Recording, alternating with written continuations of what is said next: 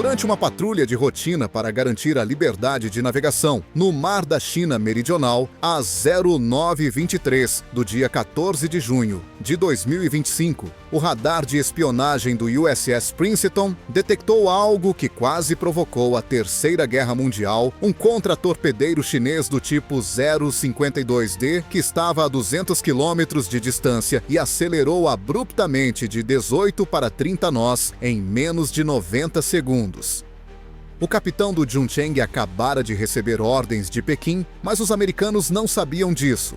Fazer os americanos vacilarem, primeiro interceptando-os. No entanto, Pequim estava prestes a descobrir por que ainda é uma ideia extremamente tola desafiar a marinha do Zimeua em águas abertas. Há 75 anos, o grupo de ataque do porta-aviões Nimitz tem feito o que os marinheiros americanos fazem de melhor: manter a abertura das rotas marítimas mais vitais do mundo para que as empresas chinesas possam vender seus eletrônicos de baixo custo a Best Buy.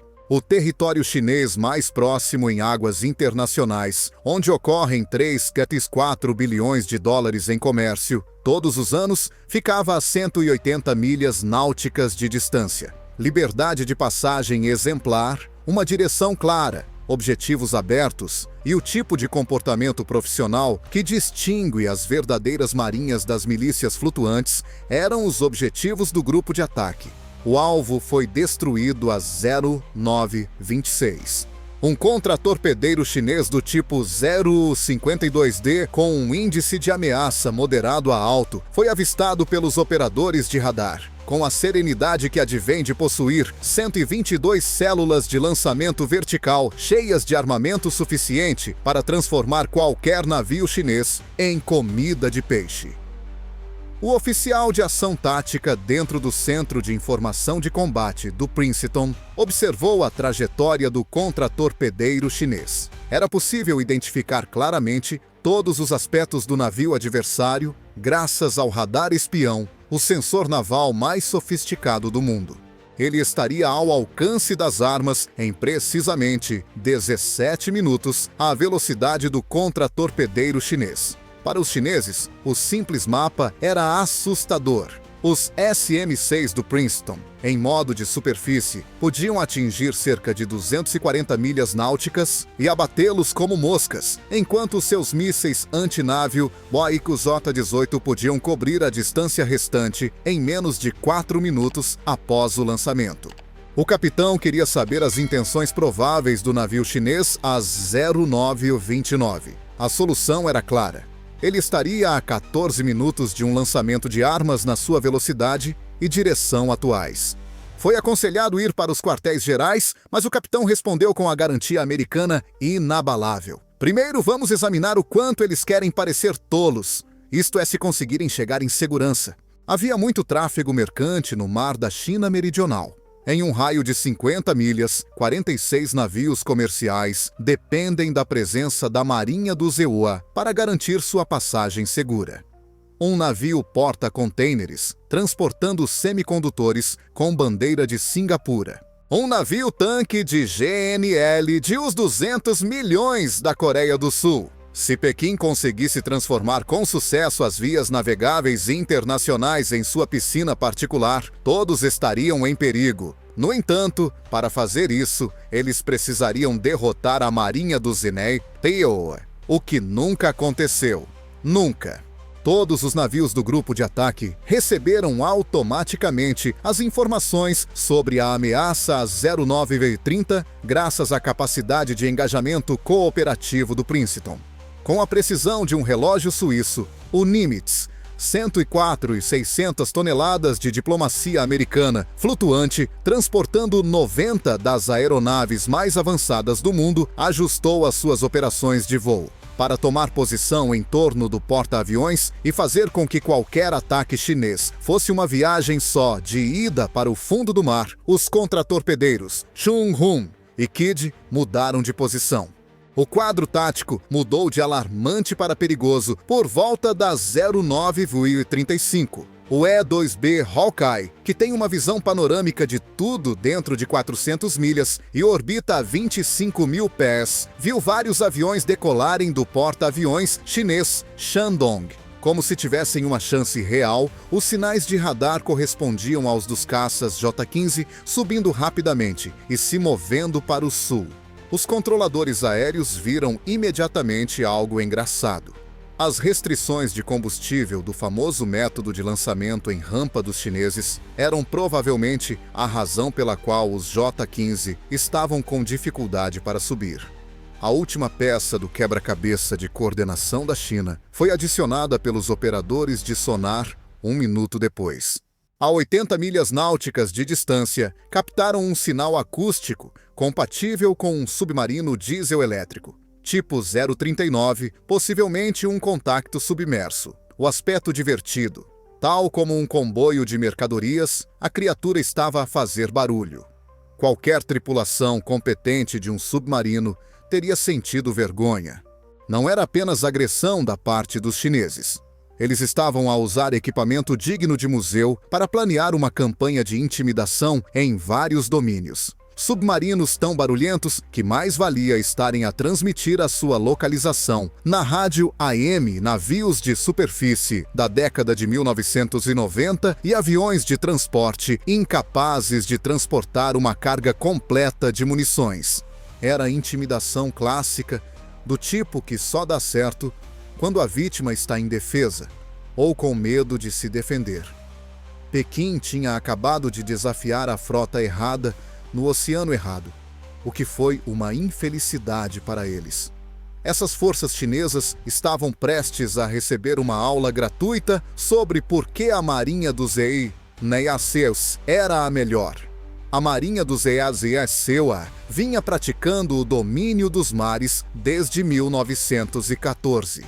Apenas os porta-aviões americanos conseguiram controlar com sucesso a anarquia que irrompeu no convés de voo do USS Nimitz a 0937. A intervalos de 45 segundos, os FAA-18E Super Hornets da BFA-14 Top Headers decolaram das catapultas em um balé perfeito que os porta-aviões chineses que dependem de rampas de decolagem ineficazes só podiam aspirar a reproduzir.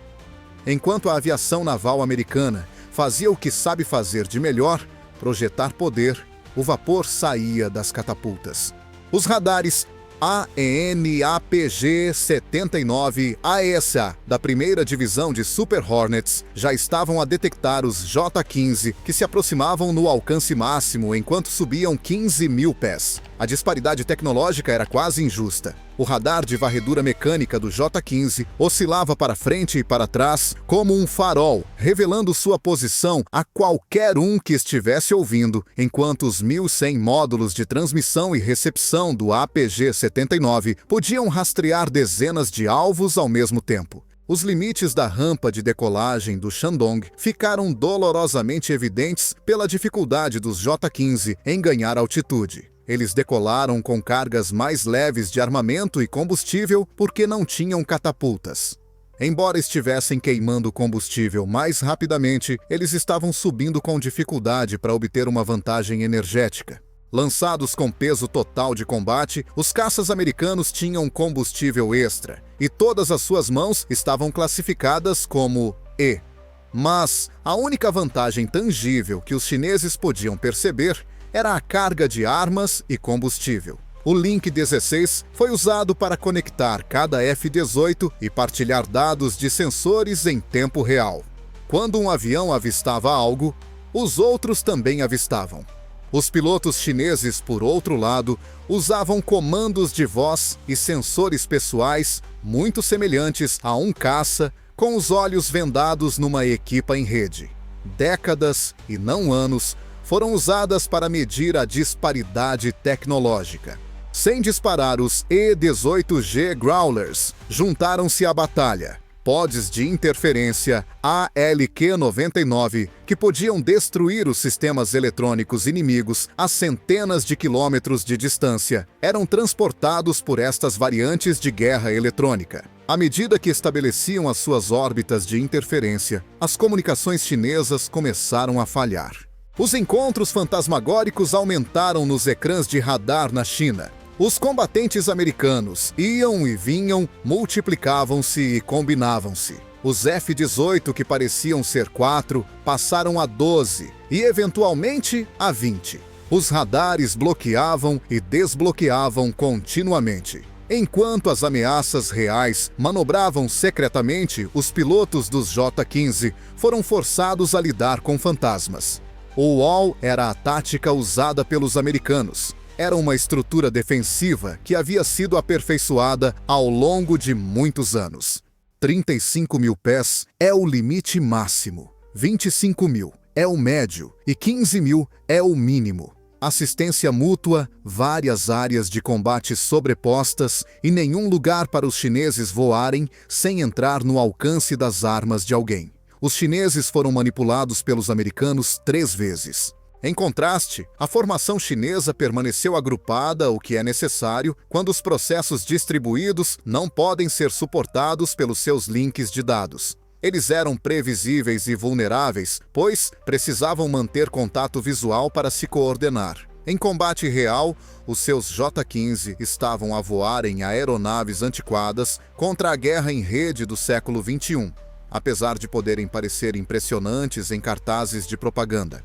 A junta de rebite do RC-135-6 forneceu informações vitais a 09 UA-43. Durante 6 horas, este pesado derivado do Boeing 707 tinha perfurado o céu com o seu aparato de inteligência eletrônica a catalogar todas as omissões chinesas. A bordo, os linguistas mandarim estavam a divertir-se imenso. Os pilotos chineses a pedir autorização para fazer manobras agressivas são confirmados pela Dark Star. Para reiterar, eles estão a pedir permissão para sobrevoar os nossos navios. Os chineses estavam a tornar-se mais agressivos, mas só depois de pedir autorização. Isto era realmente divertido para os pilotos americanos que foram treinados para tomar a iniciativa. A situação tática teria mudado 3 vezes antes de Pequim aprovar qualquer coisa. Enquanto isso, todas as ameaças eram rastreadas mecanicamente pelos sistemas de defesa do Princeton. O seu radar espião, capaz de rastrear objetos do tamanho de bolas de beisebol a mais de 165 milhas de distância, fazia com que o contratorpedeiro chinês parecesse uma porta de celeiro. Atualizações contínuas das soluções de controlo de fogo rapidamente deram a impressão de que seriam úteis. O Zhangxiang ultrapassou a linha a 0947, o que teria levado qualquer outra marinha a retaliar imediatamente. Com o rastreamento de qualidade do controlo de fogo, o seu radar de matriz faseada, tipo 346A, cessou a sua busca e fixou-se no USS Nimitz. Lançar mísseis, o equivalente eletromagnético, a apontar uma espingarda carregada a alguém é apenas uma questão de segundos em combate naval. A reação foi rápida dentro do CIC do Princeton, mas a calma disciplina americana, aperfeiçoada através de inúmeros exercícios, permaneceu firme. Os chineses estavam a apostar que os Estados Unidos se abster-se-iam de atacar. Eles iriam descobrir que limitação não era sinônimo de incapacidade. Os radares de controlo de fogo a bordo do Princeton ainda estavam em prontidão. Ele tinha poder de fogo suficiente em suas 122 células de lançamento vertical para afundar rapidamente o Zhangxiang. SM-2 em modo de superfície e mísseis SM-6 de 240 km de alcance, preparados para transformar o navio no mais novo recife artificial da região. Todas as soluções de disparo são atualizadas regularmente. O contratorpedeiro chinês não teria hipótese de sobreviver se a situação piorasse e fosse ameaçado por vários sistemas e direções. Durante exatamente 30 segundos, o bloqueio do controlo de fogo permaneceu ativado, permitindo-lhes afirmar que poderiam ter lançado um ataque, mas não por tempo suficiente para ativar os mecanismos de autodefesa americanos. Era violência planeada, mas dirigida à pessoa errada. A tripulação do Princeton registrou tudo, incluindo dados de orientação, características dos sinais e registros de tempo, informações que seriam extremamente úteis numa batalha real. No entanto, a situação estava longe de terminar, mesmo que o navio chinês tivesse parado a iluminação. Um piloto J-15 decidiu quebrar a formação no ar para mostrar a sua própria imprudência. Com o que os pilotos de caça chamam de thump, uma aproximação agressiva com o objetivo de intimidar, ele mergulhou sobre um F-18. O piloto americano simplesmente rolou de cabeça para baixo e posicionou-se às 6 horas do caça chinês. Ele tinha sido treinado na Top Gun, onde tais manobras são consideradas brincadeira de criança. O americano tinha a solução de tiro ideal por 3 segundos. Os motores do caça chinês estavam a brilhar no monitor infravermelho do seu capacete. Um míssil Sidewinder 9 fiais direcionado iria atingir o tubo de escape do J-15 com um único disparo.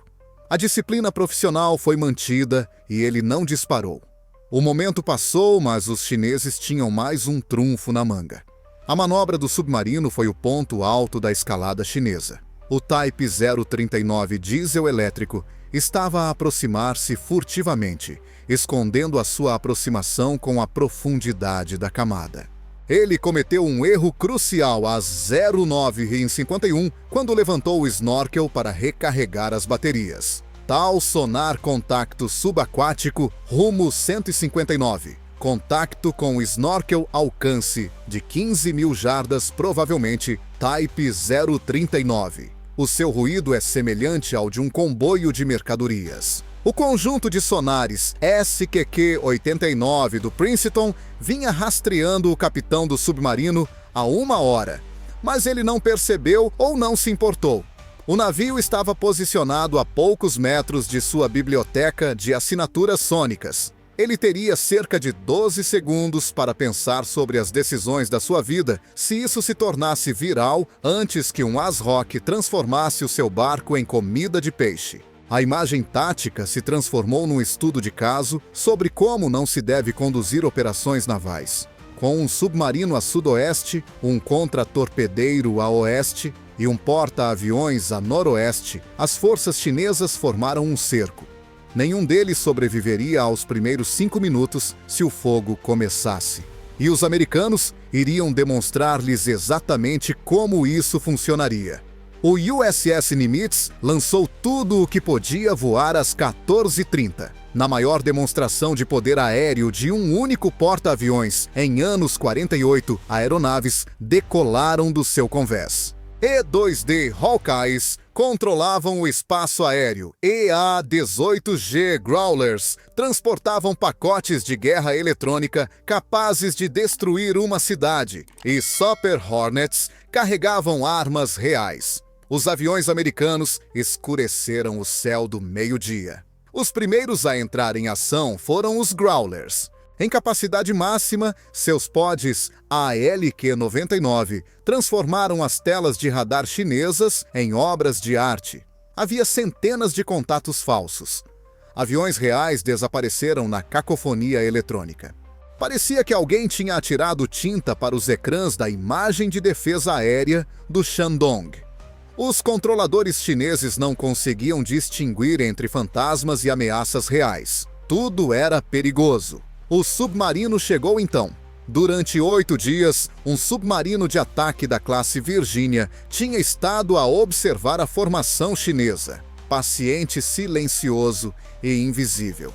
O seu buraco negro foi visto pelos vigias chineses com os seus olhos Markira quando emergiu a 6 milhas náuticas do Shandong em 1547. Os efeitos psicológicos foram desastrosos. Toda a sua tela anti-submarina, helicópteros, sonoboias e sonar montado no casco não tinham detectado o submarino americano de 7.900 toneladas após 8 dias de operações secretas. O porta-aviões já teria sido destruído se fosse uma batalha. Apenas para causar efeito, o comandante do submarino emitiu uma ordem de emergência para emergir. Sob o sol da tarde, a água jorrava do casco do submarino.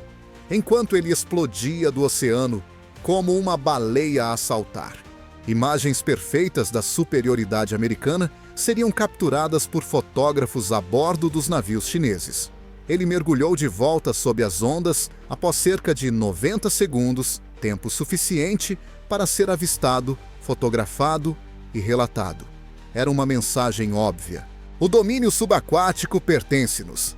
De volta ao ar, os pilotos americanos superaram os caças chineses cada vez mais frenéticos em manobras de combate aéreo ou ACM. Os J-15 não conseguiam acompanhar os americanos em todas as manobras porque já estavam com pouco combustível após a difícil subida de altitude e os lançamentos em rampa. Todas as batalhas terminaram da mesma maneira, os caças chineses estavam na defensiva e a queimar combustível valioso, enquanto os caças americanos estavam em posição de fogo. Os caças chineses dispersaram-se um a um, regressando ao Shandong, com os tanques quase completamente vazios. Os seus esforços fúteis para igualar as habilidades americanas esgotaram a sua resistência militar. Eles tinham combustível de emergência quando aterraram. Alguns provavelmente notaram a luz de bingo, algo que antes só tinham visto em simuladores.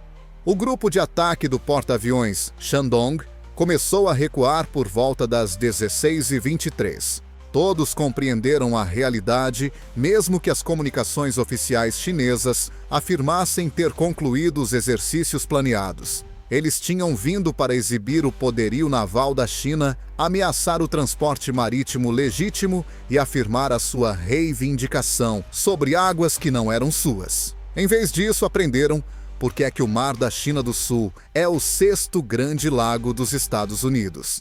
Os planeadores navais americanos já estavam a avaliar o encontro quando o contratorpedeiro chinês mudou silenciosamente de direção e os J-15 restantes voltaram mancando para o Shandong com os tanques quase vazios. Para o observador comum, este foi apenas mais um quase acidente. Mais um caso de liberdade de navegação, que foi rapidamente ofuscado pela próxima questão mundial. De Tóquio a Canberra. No entanto, essa interação foi vista como algo muito mais esclarecedor e perigoso nos corredores do Pentágono, do Comando Indo-Pacífico e dos think tanks. A altercação de 14 de junho de 2025 não teve nada a ver com jatos no céu ou navios na água. Foi um teste, uma sondagem destinada a fornecer a Pequim uma única resposta. Os Estados Unidos recuariam, eles receberam a resposta. A Marinha do Zeuara não recuou. Não perdeu o controle. Apenas de forma silenciosa, precisa e avassaladora demonstrou domínio absoluto. Da espiral de guerra eletrônica dos Growlers aos lançamentos catapultados do Nimitz, todas as ações serviram como um lembrete em águas abertas. A Marinha do Zebeze, Onewa, continua a liderar em coordenação, preparação e clareza de mensagem, além de armamento. No entanto, as inconsistências subjacentes na doutrina naval da China também ficaram claras neste encontro. Pequim pretende apresentar-se como uma nova potência marítima capaz de estabelecer o domínio a grande distância. No entanto, as suas tropas ainda estão vinculadas a plataformas de controlo antiquadas, não comprovadas ou indevidamente concentradas. Uma força que ainda não estava preparada para o combate real foi demonstrada pelo baixo abastecimento de combustível e pelo radar antiquado dos J-15, pelo submarino diesel-elétrico, suficientemente barulhento para ser ouvido a quilômetros de distância, e pelo radar de controlo de fogo do contratorpedeiro que bloqueou o Nimitz antes de recuar. As forças navais americanas, por outro lado, funcionaram como uma entidade única. Os domínios da superfície do ar do mar e do ciberespaço estão todos interligados, respondendo instantaneamente e auxiliando-se mutuamente. Não houve escaramuça aqui. Nenhuma quantidade de propaganda ou postura pode se comparar à demonstração de poder em 5 dimensões que foi. E o significado disso se estende muito além do Mar da China Meridional. Os governos aliados ao longo da costa do Pacífico discretamente expandiram os contactos de defesa com Washington nos dias imediatamente após o incidente. O Japão aumentou a frequência dos exercícios navais combinados. A Austrália solicitou a expansão das rotações de bombardeiros do seu Aixa via Darwin. Até mesmo a Índia, que é nominalmente não alinhada, elogiou discretamente os Estados Unidos, o profissionalismo da Marinha. Porque todos na região testemunharam o que realmente aconteceu, os militares chineses recorreram a provocações perigosas, na esperança de causar hesitação quando chegasse a hora. Com o seu domínio profissional, os americanos estavam preparados para tudo e não correram riscos. Explicar aos seus próprios cidadãos e às elites partidárias por que razão o grupo de porta-aviões mais conhecido da Plan tinha sido ultrapassado, manobrado e por fim forçado a fugir foi uma tarefa muito diferente para a liderança de Pequim. Não foram disparados mísseis. Não se perderam navios. No entanto, as ilusões estratégicas foram destruídas e o moral ficou abalado. A impressionante manobra de emergência do submarino americano foi imediatamente noticiada pela mídia internacional. Um predador elegante e silencioso quebrava a superfície do oceano em plena luz do dia, passando 8 dias sem ser notado e emergindo por tempo suficiente para proferir as palavras "Vocês não nos viram chegar". Para muitos, essa imagem se tornou o símbolo do impasse. Pequim recebeu claramente a mensagem: a Marinha dos AP Oeico pode operar onde, quando e como quiser. Invisível, inigualável e destemida. Aquele momento não foi apenas uma guerra psicológica, foi um teatro estratégico.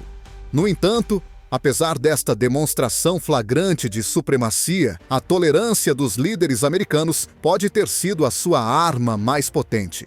Apesar de várias provocações, incluindo sobrevoos agressivos, bloqueios de radar e infiltração de submarinos, os Estados Unidos nunca abriram fogo primeiro. Promoveram a desescalada, cumpriram as regras de combate e utilizaram a presença em vez da provocação como forma de dissuasão.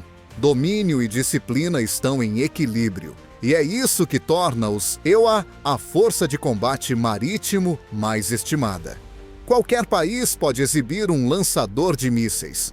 Poucos são capazes de dominar oceanos inteiros sem disparar um tiro. No entanto, este evento também serviu como um aviso. A margem para erros diminui à medida que as tensões aumentam. Um erro como um piloto chinês ser excessivamente hostil ou um operador de radar americano interpretar mal a intenção pode transformar o próximo quase acidente numa grande catástrofe.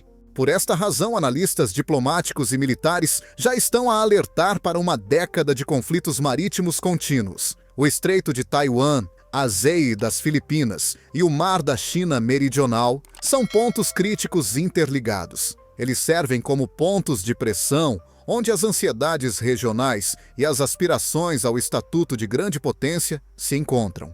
E a guerra de informação torna-se tão importante quanto a superioridade aérea nesse espaço disputado. É importante quais histórias são escritas após esses impasses. Quem pareceu forte, quem pareceu descuidado, quem saiu. Os Estados Unidos têm uma vantagem adicional aqui. Eles agem de maneira transparente. Jornalistas estão em seus navios. Sua filosofia é aberta ao público. Eles têm inúmeros aliados. As ações da China, por sua vez, ainda estão envoltas em sigilo e, frequentemente, têm como objetivo conquistar o público interno, em vez de ganhar a confiança internacional. A mídia estatal chinesa retratou este encontro como uma demonstração bem-sucedida de soberania. No entanto, poucos fora da China acreditaram nisso. Relatos de testemunhas oculares, inteligência de fontes abertas e fotos de satélite demonstraram que a China vacilou. O incidente serviu como um lembrete dos compromissos de Washington com o Indo-Pacífico. Foi um sinal de conforto para a região. Além disso, serviu como um lembrete para Pequim. de que os oceanos ainda não foram reivindicados, são disputados e estão fora de sua jurisdição. Horas depois de decolar do Nimitz naquela manhã, os pilotos americanos retornaram a um céu tranquilo e um mar sereno. Eles estavam cientes de que haviam impedido um conflito em vez de entrar em combate. No entanto, ao fazer isso, transmitiram uma mensagem mais poderosa do que qualquer míssil. A tranquilidade americana não deve ser interpretada como fraqueza. Muitas vezes é a calmaria antes da tempestade. Além disso, a China não está preparada para lidar com a tempestade caso ela se concretize. Por enquanto, adeus!